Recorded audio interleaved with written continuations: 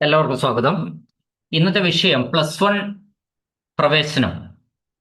Transfer പ്രതീക്ഷിച്ചിരിക്കുന്ന കുട്ടികൾക്ക് ഉണ്ടാവാൻ സാധ്യതയുള്ള ബുദ്ധിമുട്ടുകളെ കുറിച്ചാണ്.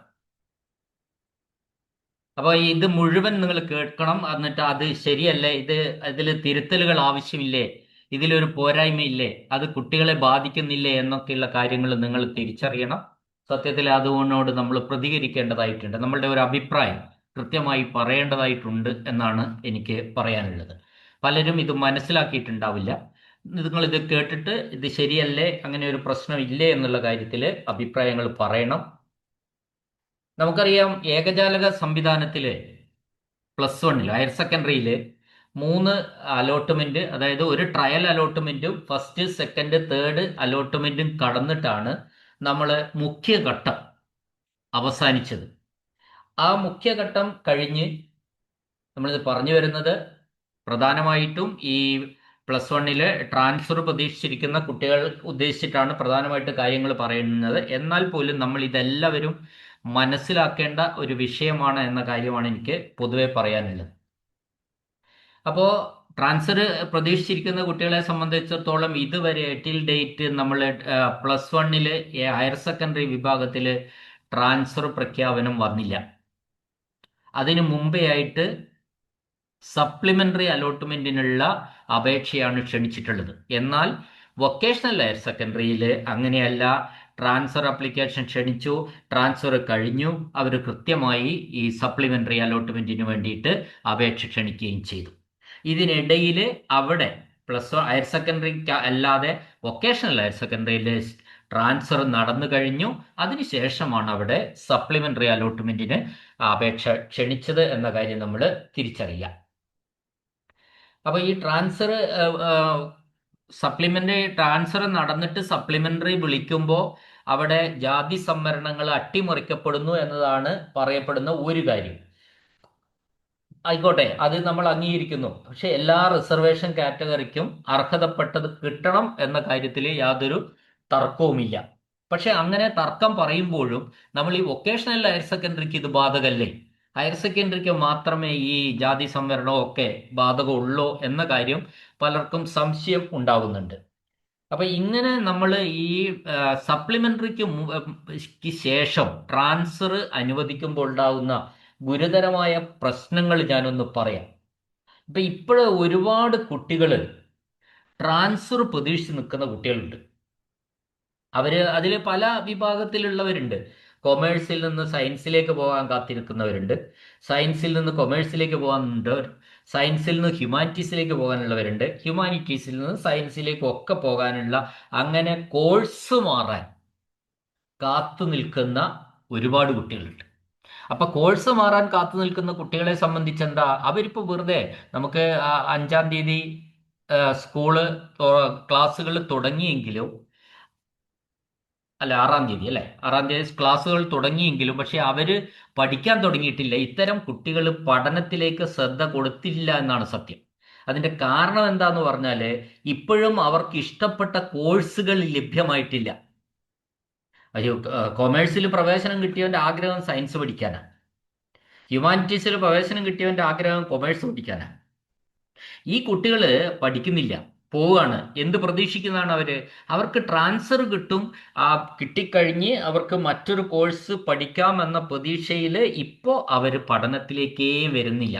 എന്നാൽ ദിവസവും ക്ലാസ്സിൽ പോകുന്നുണ്ട്. അത്തരത്തിൽപ്പെട്ട ഒരു വിഭാഗം കുട്ടികൾ നമുക്കിടയിലുണ്ട് എന്നതാണ് ഞാൻ പറഞ്ഞതിന്റെ അർത്ഥം. മറ്റൊരു വിഭാഗം കുട്ടികൾ എങ്ങനെയാന്ന് വെച്ചാല് വളരെ ദൂരെയാണ് കിട്ടിയത്. കിട്ടി, തേർഡ് അലോട്ട്മെന്റിൽ എനിക്ക് കിട്ടി, വളരെ ദൂരെയാണ്, പോയി വരാൻ പറ്റുന്നില്ല, സ്കൂളാണെങ്കിൽ ഇഷ്ടപ്പെട്ടിട്ടില്ല, വീട്ടിനടുത്തുള്ള സ്കൂളിലേക്ക് മാറ്റം കിട്ടും. എപ്പോ ട്രാൻസ്ഫർ വിളിച്ചു കഴിഞ്ഞാൽ വീടിനടുത്തേക്ക് ഉള്ള സ്കൂളില് പ്രവേശനം കിട്ടും എന്ന് പ്രതീക്ഷിച്ചിരിക്കുന്ന കുറേ കുട്ടികളുണ്ട്. അപ്പോൾ നമുക്ക് മനസ്സിലാക്കേണ്ട ഒരു കാര്യം, ഈ സപ്ലിമെന്ററിക്ക് അപേക്ഷിക്കാൻ പോകുന്നവരെക്കാൾ മികച്ചവരാണ് ഇപ്പോ പല സ്കൂളിലും പ്രവേശനം കിട്ടി ട്രാൻസ്ഫറിന് വേണ്ടി കാത്തിരിക്കുന്നവരെന്ന് നമ്മൾ മനസ്സിലാക്കണം. അപ്പൊ ഈ സ്കൂള് മാറിയിട്ട് പഠിക്കാമെന്ന് തീരുമാനിക്കുന്ന കുറെ പേരും ഉണ്ട്. ഇനി മറ്റൊരു വിഭാഗമുണ്ട്, സ്കൂളും കോഴ്സും മാറ്റം കിട്ടുന്നവർ, അങ്ങനെ പ്രതീക്ഷിച്ച് നിൽക്കുന്നവർ.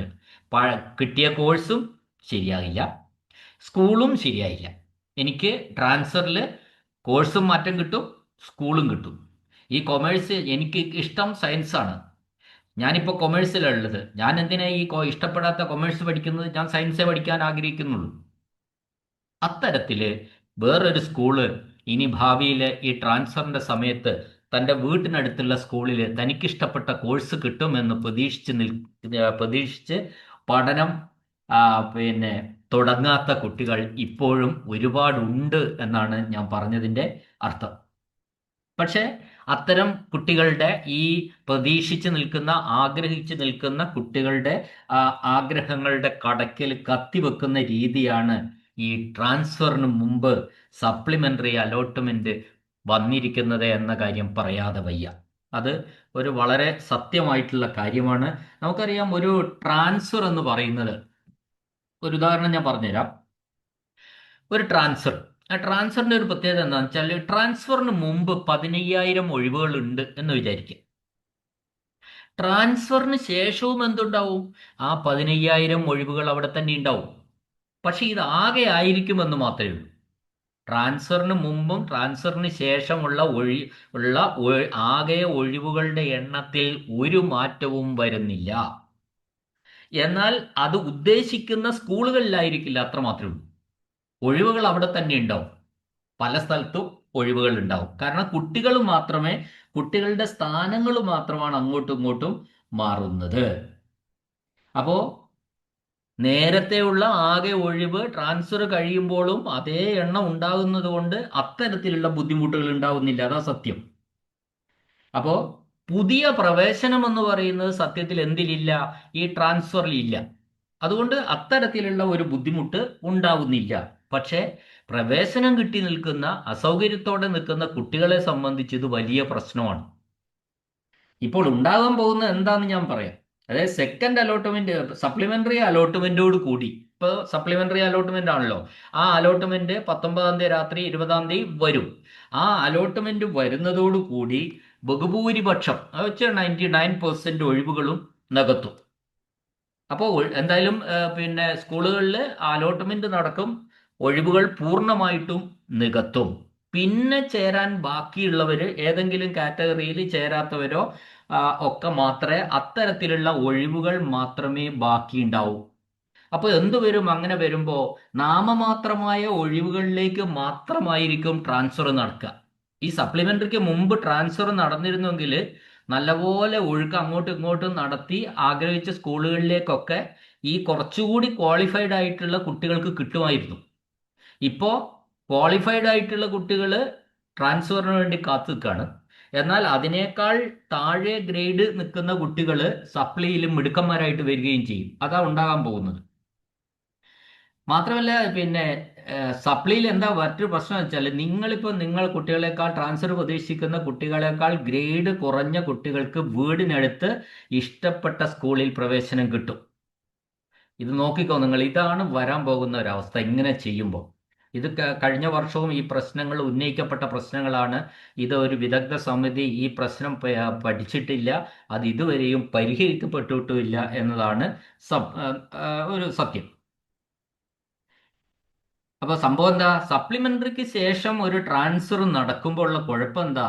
ഗ്രേഡ് കുറഞ്ഞ കുട്ടികൾക്ക് വീട്ടിനടുത്ത് ഇഷ്ടപ്പെട്ട കോഴ്സ് കിട്ടുമ്പോൾ, ഗ്രേഡ് കൂടിയവര് ദൂരെ ഇഷ്ടപ്പെട്ട കോഴ്സ് കിട്ടാതെ, ട്രാൻസ്ഫർ കിട്ടാതെ വളരെ ദൂരെയുള്ള സ്കൂളിൽ അവിടെ തന്നെ നിൽക്കേണ്ട അവസ്ഥ വന്നേക്കാം എന്നുള്ളതാണ് ഇതിനകത്ത് ഉണ്ടാവുന്ന ഏറ്റവും ഗുരുതരമായ ഒരവസ്ഥ. ഞാൻ നിങ്ങളോട് ഒരു ചെറിയ ഉദാഹരണം പറഞ്ഞുതരാം. ഇത് കണ്ടുവരുന്ന ഒരു ഉദാഹരണം. ഒരു ക്ലാസ്സിൽ പഠിച്ച രണ്ട് കുട്ടികൾ, ഒരേ ക്ലാസ്സിൽ പഠിച്ച രണ്ട് കുട്ടികൾ, ആ രണ്ട് കുട്ടികളും അയൽവക്കക്കാരാണ്. ആ കുട്ടികൾ രണ്ടു പേർക്കും സയൻസ് പഠിക്കാനാണ് ആഗ്രഹം. ഒരു കുട്ടിക്ക് 78% മാർക്കുണ്ട്, മറ്റേ കുട്ടിക്ക് 75% മാർക്കുള്ളത്. ഞാൻ ഒരു ഉദാഹരണം പറഞ്ഞതാണ്. ഒരു കുട്ടിക്ക് 78%, മറ്റേ കുട്ടിക്ക് 75%. ഈ 78% കിട്ടിയ കുട്ടി ഓപ്ഷനിൽ സയൻസും വെച്ചിരുന്നു, കൊമേഴ്സും വെച്ചിരുന്നു. അപ്പൊ അതുകൊണ്ട് ആ കുട്ടിക്ക് കൊമേഴ്സ് ദൂരെയുള്ള സ്കൂളിൽ കിട്ടി. ഈ 75% വെച്ച കിട്ടിയ കുട്ടി സയൻസ് മാത്രമേ വെച്ചിട്ടുള്ളൂ. ആ കുട്ടിക്ക് എവിടെയും കിട്ടിയില്ല. അപ്പോൾ 78% കിട്ടിയ കുട്ടിക്ക് കൊമേഴ്സ് ആണ് കിട്ടിയ, സയൻസ് കിട്ടിയില്ല, ദൂരെയാണ്. അവൻ പോയി ചേർന്നു. ആ 78% കിട്ടിയ കുട്ടിക്ക് രണ്ടാമത് സപ്ലിമെന്ററിയിൽ അപേക്ഷിക്കാൻ അർഹതയില്ല.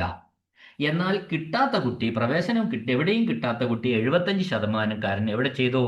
അവൻ സപ്ലിമെന്ററിക്ക് അപേക്ഷിക്കാം. സപ്ലിമെന്ററിക്ക് അപേക്ഷിച്ചു. രണ്ടുപേരും സയൻസ് ആഗ്രഹിച്ചവരാണ്, രണ്ടുപേരും അയൽക്കാരാണ്.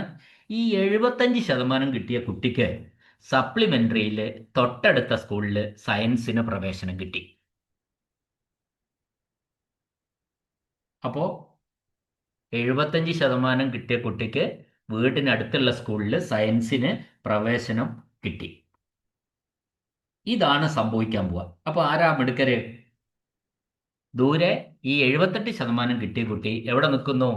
ദൂരെയുള്ള സ്കൂളിൽ കൊമേഴ്സിൽ തന്നെ നിൽക്കുകയാണ്.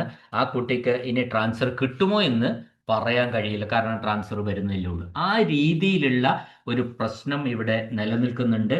ചുരുക്കി പറഞ്ഞാല് ശരാശരി മാർക്കുള്ളവർ, ഇതിലുള്ള ഒരു രസം ഞാൻ പറഞ്ഞുതരാം. ശരാശരി മാർക്കുള്ളവർ എന്ത് ചെയ്യാം?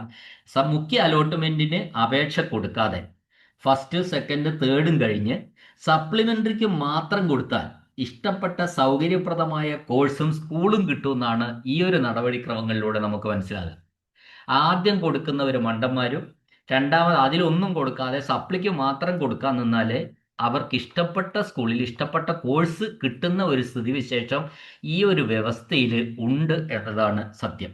എല്ലാവരുടെ കാര്യമല്ല ഞാൻ പറഞ്ഞത്. ഒരു ശരാശരി മാർക്ക് കിട്ടുന്ന ആവറേജ് സ്റ്റുഡൻസിന്റെ ഒരു കാര്യത്തിൽ ഇങ്ങനെ ഒരു സാഹചര്യം ശരിയാണ്.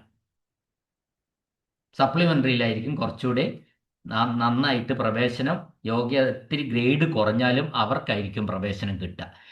നല്ല ഗ്രേഡുള്ള കുട്ടികൾ ദൂരെ ഇഷ്ടപ്പെടാത്ത കോഴ്സ് പഠിക്കുകയും ചെയ്യും. ഇത് വലിയൊരു പോരായ്മയാണ്. ഇത് വലിയൊരു അനോമലിയാണ്. ഇത് ഈ പിന്നെ ട്രാൻസ്ഫറുകാരേക്കാൾ മികച്ചു നിൽക്കുക ആരായിരിക്കും? സപ്ലിമെന്ററിക്കാരായിരിക്കും. എന്നാൽ ഗ്രേഡിന്റെ കാര്യത്തിൽ ട്രാൻസ്ഫറുകാരേക്കാൾ താഴെയാണ് സപ്ലിമെന്ററിക്കാർ. ഈ ഒരു പോരായ്മ ഈ ഏകജാലക സംവിധാനത്തിലെ വളരെ വലിയ ഒരു പോരായ്മയായിട്ട് നിലനിൽക്കുന്നുണ്ട്. അത് നിലനിൽക്കും. അതിന് പരിഹാരം ഉണ്ടായേ പറ്റൂ. എങ്കിൽ മാത്രമേ ഇത്തരത്തിലുള്ള, ഇതൊരു വലിയ പ്രശ്നമല്ലേ, നിങ്ങൾ കേട്ട് നോക്കുമ്പോൾ തോന്നുന്നു. അപ്പോൾ അത് പരിഹരിക്കപ്പെടേണ്ടതാണ്.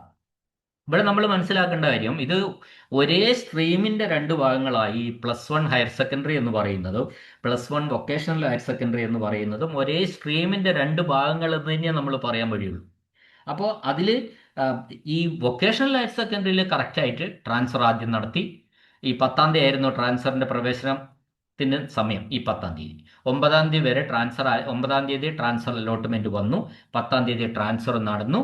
അതിനുശേഷം അവർ അന്ന് തന്നെ എന്ത് പ്രഖ്യാപിച്ചു? പിന്നെ സപ്ലിമെന്ററി അലോട്ട്മെന്റും അപേക്ഷ ക്ഷണിച്ചു. എന്നാൽ ഹയർ സെക്കൻഡറിയിൽ ഈ ട്രാൻസ്ഫർ നടത്തിയിട്ടില്ല. സപ്ലിമെന്ററിയാണ് ആദ്യം നടത്തിയത്. ഇനി സപ്ലിമെന്ററി കഴിഞ്ഞ് ഇല്ലാത്ത ഒഴിവുകളിൽ എവിടെയാണ് ട്രാൻസ്ഫർ നടക്കുക എന്ന് നമുക്ക് കണ്ടറിയണം. അപ്പൊ ട്രാൻസ്ഫർ പ്രതീക്ഷിച്ചിരിക്കുന്ന കുട്ടികൾ വലിയ പ്രതീക്ഷകളൊന്നും വെക്കാതെ നിങ്ങൾ പഠിച്ചു തുടങ്ങണം എന്നാണ് ഈ ഒരു സാഹചര്യത്തിൽ. ഇങ്ങനത്തെ ഒരു ഗുരുതരമായ സാഹചര്യമാണ് എനിക്ക് പറയാനുള്ളത്. ഞാനൊരു നെഗറ്റീവ് പറയുമൊന്നുമല്ല. സംഭവം ഇത് സാധ്യതകൾ ഉള്ള ഒരു കാര്യം പറഞ്ഞു നിങ്ങളുടെ ശ്രദ്ധയിൽപ്പെടുത്തി എന്ന് മാത്രമേ ഉള്ളൂ.